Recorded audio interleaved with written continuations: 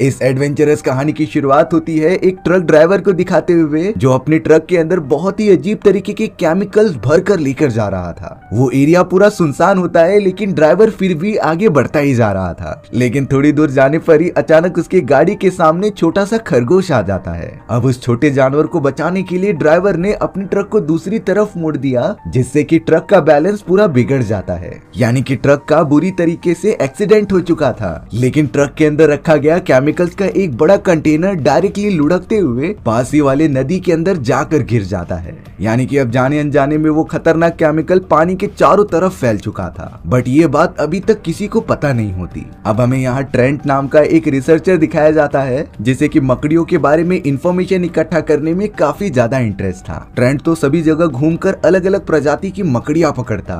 साथ ही साथ उसने अपने घर के बेसमेंट में कई सारी मकड़ियां पाली होती हैं। अब यहाँ ट्रेंट एक नदी के पास आकर अपनी मकड़ियों के लिए छोटे छोटे कीड़े पकड़ रहा होता है। लेकिन शॉकिंग बात ये थी कि कुछ समय पहले जो केमिकल का कंटेनर नदी में गिरा था वो वही नदी होती है। यानी कि अब तक तो वो खतरनाक केमिकल पूरा का पूरा पानी में मिल चुका होगा। लेकिन ट्रेंट जिसे कि ये बातें नहीं पता है वो तो आराम से वहाँ पर मौजूद कीड़ों को मकड़ियों के लिए पकड़ रहा होता है। अब बहुत सारे कीड़े पकड़ने के बाद ट्रेंट वहाँ से चला गया था डायरेक्टली अपने घर के बेसमेंट में। उसने तो अलग अलग प्रजाति की काफी सारी मकड़ियां पाल कर रखी थी। अब ट्रेंट अपनी मकड़ियों को वही सारे कीड़े खिलाता है जिससे कि वो केमिकल वाले पानी में से लेकर आया था। सारी मकड़ियां उन कीड़ों को काफी मजे से खाती हैं। लेकिन ट्रेंट को क्या पता था कि उस केमिकल में से लाए गए कीड़ों का उनकी मकड़ियों पर काफी बुरा असर पड़ने वाला है। अब कुछ दिनों तक केमिकल वाले कीड़े खाने के बाद ट्रेंट की मकड़ियों की बॉडी में कुछ चेंजेस आने लगे। ट्रेंट ने नोटिस किया कि उसकी मकड़ियां हद से ज्यादा बड़ी होती जा रही हैं, क्योंकि ट्रेंट को पता था कि मकड़ियां ज्यादा से ज्यादा इतनी ही साइज की बड़ी होती हैं। लेकिन जब से ट्रेंट उन्हें केमिकल वाले कीड़े खिलाने लगा तब से ये पूरी तरीके से चेंज हो चुका होता है। अब तो कई सारी मकड़ियां एग्रेसिव भी हो चुकी थी। उन सभी मकड़ियों को देखने के लिए माइक नाम का एक छोटा लड़का आया होता है। माइक को भी ट्रेंट की तरह मकड़ियों के बारे में जानने में काफी ज्यादा मजा आता था। ट्रेंट तो माइक को अलग अलग मकड़ियों के पिंजड़ों के पास लेके जाके उसके बारे में बताने लगा। माइक को भी इन सारी चीजों से काफी ज्यादा खुशी मिल रही थी। बट अब यहाँ पता चला कि एक मकड़ी धीरे धीरे अपने पिंजड़े में से बाहर निकलती जा रही है और थोड़ी देर के अंदर वो इसमें कामयाब भी हो गई। यहाँ माइक के वॉच में अलार्म बजने लगता है, इसीलिए वो कहने लगा कि मुझे स्कूल जाना है। वो बाद में आकर बाकी मकड़ियों को और अच्छे से देखेगा। अब ट्रेंट जैसे ही पीछे मुड़ता है तभी उसने देखा कि एक मकड़ी का पिंजड़ा तो खाली है, यानी कि वो अपने पिंजड़े से कहीं पर भाग चुकी है। ट्रेंट उस मकड़ी को चारों तरफ ढूंढने लगा क्योंकि अगर ये मकड़ी बाहर भाग गई तो काफी ज्यादा खतरा हो सकता था। बहुत ज्यादा ढूंढने के बाद भी ट्रेंट को वो मकड़ी मिलती ही नहीं। फिर पता चला कि वो मकड़ी तो ट्रेंट के पीछे चिपकी हुई है जो धीरे धीरे ऊपर की तरफ बढ़ रही थी। और अब ट्रेंट को जरा भी अंदाजा नहीं होता जिसके अगले ही मोमेंट में उस खतरनाक मकड़ी ने ट्रेंट की गर्दन पर काट लिया था, जिससे कि ट्रेंट को काफी ज्यादा दर्द होता है। वो तो आउट ऑफ कंट्रोल होके बाकी मकड़ियों के पिंजरे पर गिरने लगा, जिससे कि वो खतरनाक मकड़ियां भी आजाद हो जाती हैं।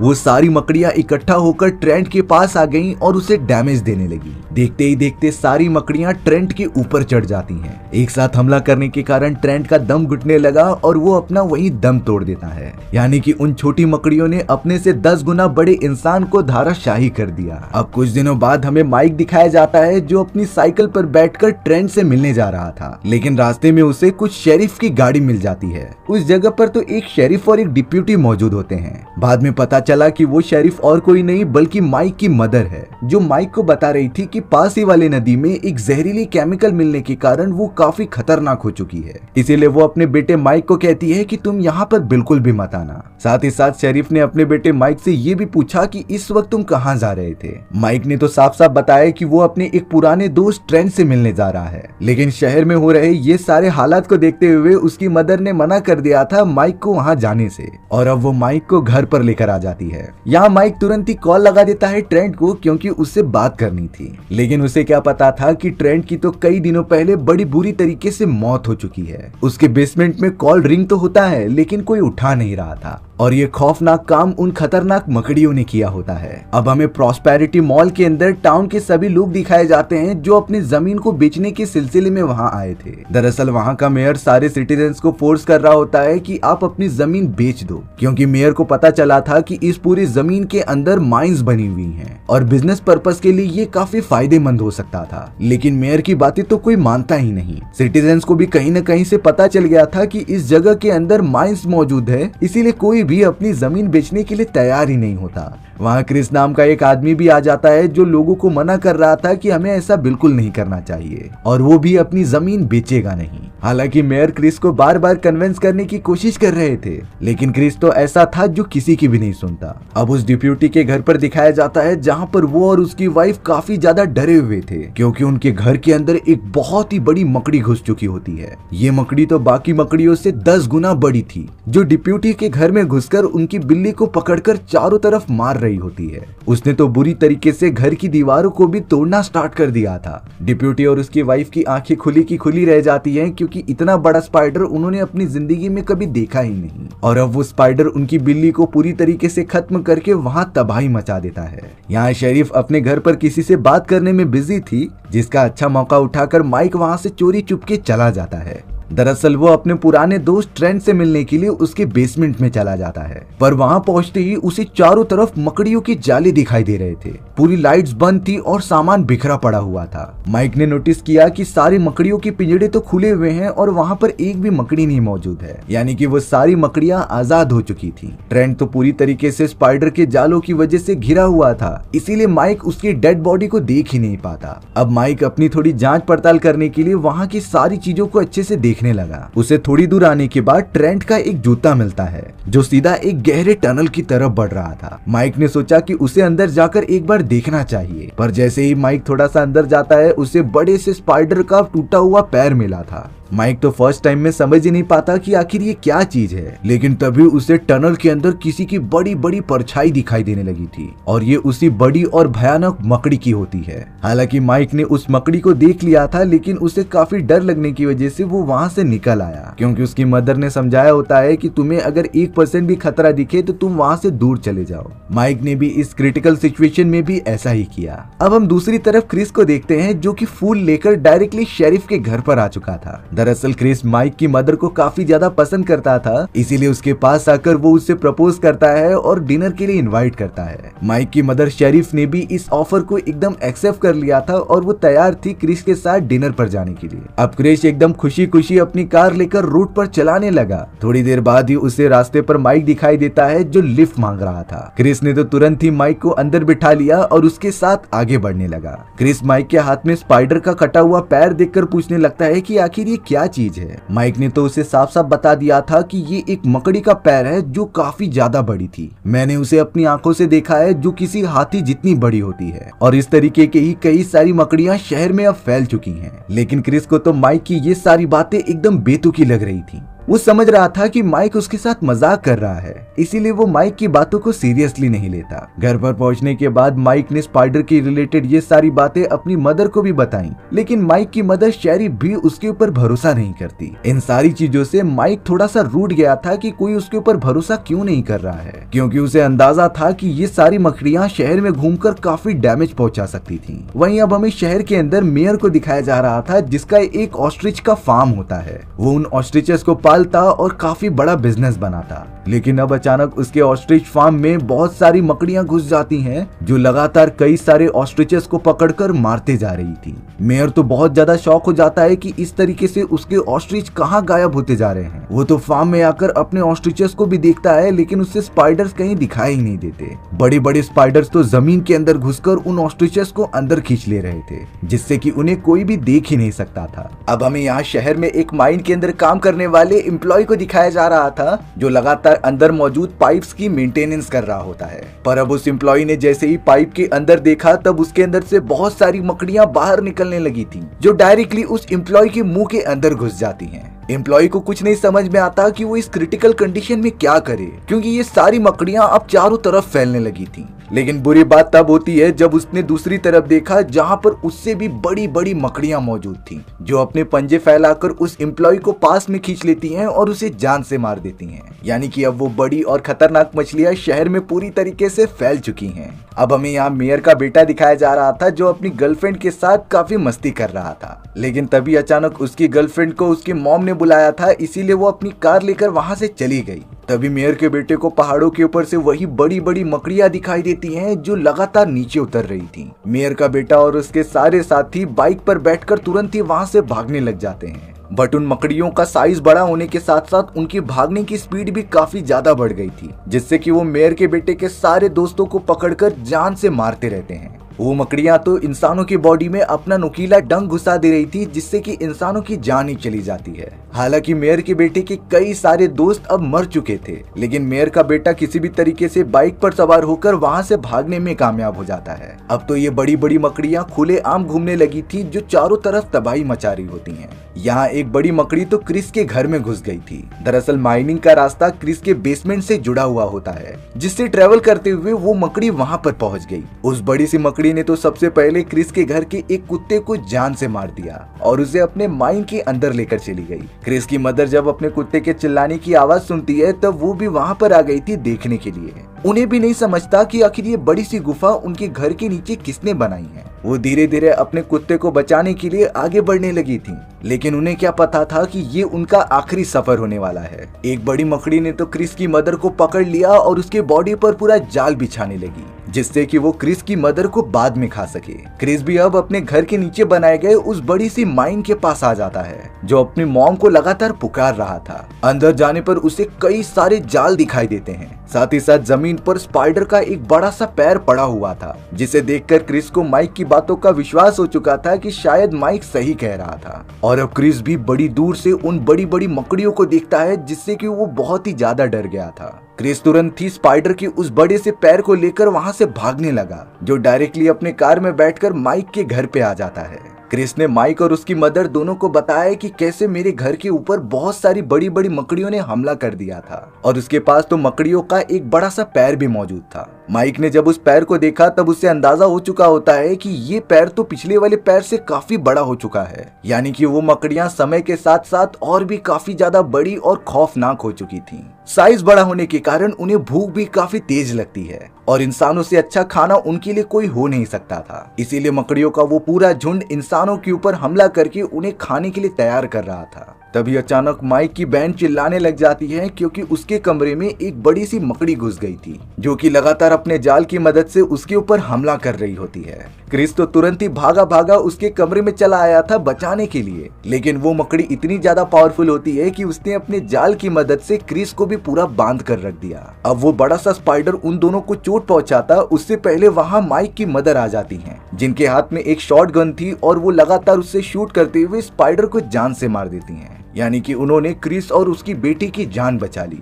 अब तो क्रिस और माइक की मदर को भी अपने आंखों पर विश्वास हो गया था कि माइक उनसे पहले जो कह रहा था वो रियलिटी थी, यानी कि उन्हें अब किसी भी तरीके से इन सारे खतरनाक स्पाइडर से छुटकारा पाना होगा। माइक की मदर जो एक शेरिफ थी वो किसी भी तरीके से अपने टाउन के लोगों को इन मकड़ियों से बचाना चाहती है, इसीलिए वो तुरंत अपने सीनियर को कॉल करके ये सारी बातें बताने लग जाती है कि हमें लोगों को बचाना होगा। साथ ही साथ टाउन के लोगों को पता चलना चाहिए कि हमारे टाउन के अंदर बहुत सारी मकड़ियों ने हमला कर दिया है और उन्हें एक सेफ जगह पर जल्द से जल्द पहुंचाना होगा। शेरिफ के सीनियर ने उसे एडवाइस दी कि तुम अनाउंस कर सकते हो किसी रेडियो की मदद से पूरे टाउन के अंदर, शायद कोई ब्रॉडकास्टिंग रेडियो स्टेशन तुम्हारी मदद कर दे। इसीलिए अब माइक की मदर जो कि एक शेरिफ थी वो निकल पड़ती है अपनी कार लेकर रेडियो स्टेशन की तरफ। उसने देखा कि शहर में अब चारों तरफ वो बड़ी बड़ी मकड़ियां फैल चुकी हैं, जो सामने आने वाले इंसानों के ऊपर हमला करके उन्हें जान से मार देती थी। शेरिफ तो अब किसी भी तरीके से एक रेडियो स्टेशन की वैन में पहुंच जाती है, जहां पर एक ब्लैक आदमी हमेशा वहां की होस्टिंग किया करता था। वो ब्लैक आदमी तो काफी फनी तरीके से लोगों को इंटरटेन करता और पैसे कमाता, लेकिन अब शेरिफ उसके रेडियो स्टेशन का यूज करके सभी लोगों को मैसेज प्रोवाइड करने लग जाती है कि हमारे टाउन के अंदर बड़ी और खौफनाक मकड़ियों का हमला हो चुका है और वो सारे स्पाइडर्स आप लोगों को नुकसान पहुंचा सकते थे, इसीलिए आप सभी लोग अपनी जान बचाकर प्रॉस्पेरिटी मॉल के अंदर आ जाएं, क्योंकि प्रॉस्पेरिटी मॉल की दीवारें काफी ज्यादा मजबूत थीं और वहां पर हम सभी लोग पूरी तरीके से सेफ रहेंगे। हालांकि शेरिफ ने ये सारी बातें तो कह दी होती हैं, लेकिन कोई भी इन बेतुकी बातों पर भरोसा ही नहीं कर रहा था, क्योंकि इस रेडियो पर वो ब्लैक आदमी हमेशा मजाक ही किया करता, इसीलिए लोगों को अभी भी ये बात मजाक ही लग रही होती है। लेकिन थोड़ी देर के अंदर ही अंदर लोगों ने एक्सपीरियंस किया कि रियलिटी में उनके शहर के चारों तरफ मकड़ियां घूम रही हैं, जो उनके ऊपर लगातार हमला कर रही थी। इसीलिए जिन जिन को ये बात पता चल गई होती है वो प्रॉस्पेरिटी मॉल की तरफ भागने लगे अपनी जान बचाने के लिए। वहां अनाउंस करने के बाद तो रेडियो स्टेशन की उस वैन पर भी कई सारी मकड़ियों ने हमला कर दिया था, पर शेरिफ और वो ब्लैक आदमी जल्द से जल्द अपनी जान बचाकर वहां से भागने लगे थे। वो अपनी वैन को तो फुल स्पीड में चला रहा था, जिससे कि कोई भी स्पाइडर्स उन्हें पकड़ ना सकें। अब टाउन के सारे लोग अपनी जान बचाकर जल्द से जल्द प्रॉस्पेरिटी मॉल के अंदर जाने लगे थे। मेयर से लेकर शेरिफ और उसके सारे दोस्त भी वहां पर पहुंच जाते हैं, लेकिन बुरी बात ये थी कि वो सारे स्पाइडर्स भी पीछा करते हुए प्रॉस्पेरिटी मॉल की तरफ बढ़ रहे होते हैं। हालांकि कई सारे लोग अंदर जाने में कामयाब हो जाते हैं, लेकिन कुछ लोगों को तो स्पाइडर्स का खाना बन के ही रहना था। शेरिफ क्रिस और वो ब्लैक वाला आदमी लगातार बंदूक की मदद से उन स्पाइडर्स को मार रहे होते हैं, लेकिन उनकी तादाद इतनी ज्यादा थी कि बुलेट से उन्हें मारा नहीं जा सकता। इसीलिए उन लोगों में से एक बूढ़ा आदमी सलाह देता है कि हमें आर्मी वालों को बुलाना चाहिए, क्योंकि वही हमें इन सारे मकड़ियों से बचा सकती हैं। बट शेरिफ कह रही थी कि चारों तरफ तबाही होने के कारण टावर लाइंस खराब हो चुकी हैं और हम कोई भी कॉल नहीं कर सकते थे। तभी मेयर ने बताया कि मेरे पास एक रेडियो फोन मौजूद है, अगर इसे छत के ऊपर लेकर जाया जाए तो शायद सिग्नल मिलने की वजह से हम कॉल कर पाएंगे। इसीलिए अब क्रिस और उस ब्लैक आदमी ने डिसीजन लिया कि वो इस काम को अंजाम देंगे, यानी कि वो रेडियो फोन को छत के ऊपर लेकर जाकर सिग्नल मिलवाएंगे और आर्मी वालों को इन्फॉर्म करके यहाँ बुलाने की कोशिश करेंगे। दोनों जैसे ही गन्स लेकर ऊपर जाने लगते हैं, तभी माइक ने उन्हें रोक दिया था। माइक उन दोनों को परफ्यूम देता है जो उनकी मुसीबत में मदद कर सकता था। दरअसल माइक के हिसाब से उन मकड़ियों की सूंघने की क्षमता काफी ज्यादा होती है और अगर तुम उनके सामने स्प्रे मार दोगे तो उनकी सूंघने की क्षमता थोड़ी देर के लिए धुंधली हो जाएगी, जिससे कि तुम वहां से बचकर भाग सकते हो। हालांकि क्रिस को ये बात समझ में नहीं आती, लेकिन वो फिर भी ब्लैक मैन के साथ ऊपर चला गया था। अब क्रिस टावर के ऊपर जाके रेडियो सिग्नल को मैच करने लगा, जिससे कि थोड़ी देर के अंदर ही अंदर उसके सिग्नल्स मिल जाते हैं। उसने तुरंत ही इमरजेंसी कॉल लगाया और मिलिट्री वालों को बताया कि हमें मदद की जरूरत है, यहाँ पर बहुत सारे स्पाइडर्स आ चुके हैं। लेकिन क्रिस की इस बेतुकी बात को कोई भी सीरियसली नहीं लेता और उसका कॉल ही रख देते हैं, जिससे कि अब आर्मी वालों से कांटेक्ट करने की उम्मीद भी अब खत्म हो चुकी थी। वहाँ प्रॉस्पेरिटी मॉल की दीवारों को एक बड़ी सी मकड़ी ने तोड़ दिया होता है, जिससे कि अब कई सारी मकड़ियां भारी संख्या में अंदर घुसने लगी थीं। उनके सामने जो भी लोग आ रहे थे वो लगातार उन्हें अपने डंक मारकर खत्म करते जा रहे होते हैं, यानी कि अब प्रॉस्पेरिटी मॉल के अंदर मौजूद लोग भी सेफ नहीं रह गए थे। छत पर भी कई सारी मकड़ियां आने की वजह से ब्लैक मैन उन सभी का ध्यान भटकाने के लिए नीचे कूद गया, जिससे कि क्रिस को भागने का मौका मिल जाए। ब्लैक मैन जल्द से जल्द एक सेफ जगह पर पहुंच जाता है और क्रिस भी वहां से लटकते हुए दूसरी तरफ आ गया था। सभी लोग तो प्रॉस्पेरिटी मॉल के स्टोर रूम में मौजूद थे, जो काफी ज्यादा डरे हुए होते हैं। शेरिफ को पता चल चुका था कि ये जगह भी अब सेफ नहीं है, इसीलिए वो क्रिस और बाकी लोगों के साथ मिलकर डायरेक्टली माइन के अंदर जाने लगी। उन्हें लग रहा था कि इस माइन का रास्ता पकड़कर वो दूसरी तरफ निकल सकते हैं, लेकिन रियलिटी तो ये थी कि ये सारी माइंस उन मकड़ियों का असली घर होता है। उस जगह पर तो उन्हें कई सारे लोगों की बॉडीज दिखाई देती हैं, जिसे कि मकड़ियों ने जालों से पूरा घेर लिया था। हालांकि कई सारी मकड़ियां उनके ऊपर हमला भी करने लगी माइनिंग साइट के अंदर, बट वो सारे लोग किसी भी तरीके से माइन की दूसरी तरफ भागने लग जाते हैं। माइक ने यहाँ पर उन सभी फंसे हुए लोगों को देखते हुए कहा कि ये सारे लोग अभी मरे नहीं हैं, बल्कि वो छोटी छोटी मकड़ियां शायद इन लोगों को जमा करके रख रही थी बड़ी मकड़ी के खाने के लिए, क्योंकि उसे ही सबसे ज्यादा भूख लगती है। अंदर जाने पर उन्हें मेयर भी दिखाई देता है, जो जाल से पूरा घिर चुका था, लेकिन जाल खोलते ही पता चला कि वो अभी तक मरा नहीं है। इन सारी चीजों से क्रिस को ये बात तो कंफर्म हो चुकी थी कि शायद उसकी मदर भी अभी भी जिंदा हो सकती है और वो किसी भी हालत में अपनी मॉम को ढूंढना चाहता था। इसीलिए वो शेरिफ के साथ सभी लोगों को कहता है कि तुम माइन से जल्द बाहर निकल जाओ। लेकिन बाहर जाते ही क्रिस ने शेरिफ को ये इन्फॉर्म कर दिया था कि तुम जनरेटर को ऑन कर देना, क्योंकि क्रिस के पास एक बहुत ही अच्छा प्लान होता है उन स्पाइडर्स को मार गिराने का। उसे ये अंदाजा था कि ये पूरी जगह एक अजीब तरीके के गैस से भरी हुई है और वो किसी भी तरीके से अपनी मॉम को ढूंढकर यहाँ से बाहर निकल जाएगा। शेरिफ बिल्कुल भी नहीं समझ पाती कि क्रिस क्या करना चाहता है, लेकिन वो जाते जाते क्रिस के प्रपोजल को एक्सेप्ट कर लेती है और उससे शादी करने का भी वादा करती है। अब अगले ही मोमेंट में वो सारे लोग माइनिंग साइट से बाहर निकलने लगे थे। क्रिस लगातार अंदर जाने लगता है अपनी मॉम को ढूंढने के लिए। कुछ ही देर के अंदर अंदर उसने अपनी मॉम को तो ढूंढ लिया था जो लकीली जिंदा होती हैं, लेकिन अब उनके सामने सबसे बड़ा स्पाइडर आ चुका था जो काफी खौफनाक दिख रहा होता है। क्रिस अपनी मॉम को कोने में लेकर खड़ा हो गया था और स्पाइडर उनके पास आते जा रही थी। तभी क्रिस को माइक द्वारा दिया गया वो स्प्रे याद आया, जिसे निकालकर वो तुरंत ही बड़े से स्पाइडर के सामने स्प्रे कर देता है। अब परफ्यूम की इतनी ज्यादा सुगंध की वजह से उस मकड़ी की स्पेलिंग सेंस थोड़ी देर के लिए खराब हो जाती है, जिससे कि क्रिस को अपनी मॉम के साथ वहां से भागने का एक मौका मिल गया था। वो दोनों जल्द से जल्द बाइक पर बैठते हैं और वहां से दूर जाने लगते हैं। क्रिस ने अपने प्लान के मुताबिक वहां एक स्पार्कलिंग पेपर रख दिया था, जिसमें कि थोड़ी सी भी चिंगारी लगने पर आग लग जाती थी, और उस स्पाइडर के हमला करने से पहले वो जल्द से जल्द अपनी मॉम को लेकर वहां से बाहर निकलने लग जाता है। दूसरी तरफ शेरिफ बाकी लोगों को लेकर बाहर की तरफ आ चुकी थी, जो डायरेक्टली कंट्रोल सेंटर में चली जाती है जनरेटर को ऑन करने के लिए। शेरिफ ने तो अपने नए बॉयफ्रेंड क्रिस के बताए गए अनुसार जनरेटर को ऑन कर दिया था, जिससे कि माइन के अंदर बहुत सारी इलेक्ट्रिसिटी ऑन हो जाती है और क्रिस ने जो स्पार्कलिंग पेपर रखा था वो भी जल जाता है। माइन के अंदर मौजूद गैस की वजह से वहाँ एक बहुत ही बड़ा ब्लास्ट हो चुका था।